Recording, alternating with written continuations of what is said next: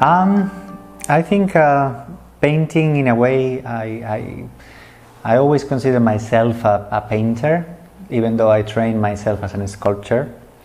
And in my work in general, I've always been in that. I always position myself in that space in between. Yes, in between medias, in between cultures, in between I don't know, second dimension, third dimension. And I think glass has the ability or possibility to even go further, so you can see even through. So you can also that space between abstraction and figuration. So I can play with all of those areas, and it gives me the ability to expand. It's kind of like a new process for me, glass. So I expand in a new process, and I also expand within the process. In a way, it's like for me, the process is a way for.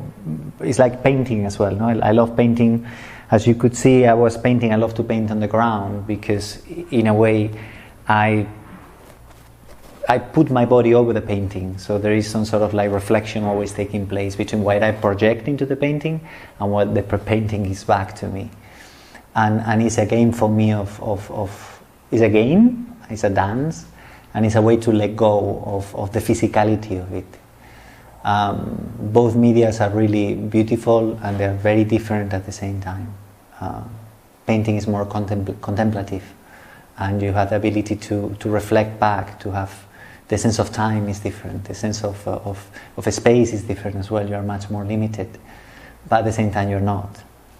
And glass was for me a way to expand new possibilities, and also because of the subject that I was dealing with, which is called, all this body of work is called graceful love, as full as foolish.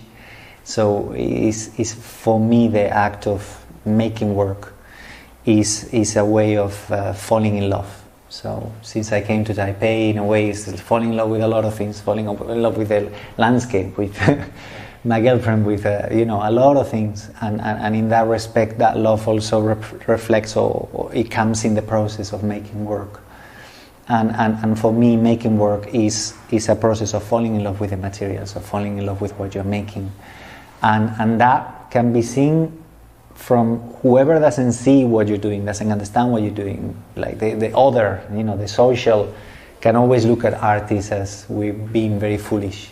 Yes. So you're always in that, putting yourself in that sort of like danger zone. You're always sort of like about to jump into an abyss.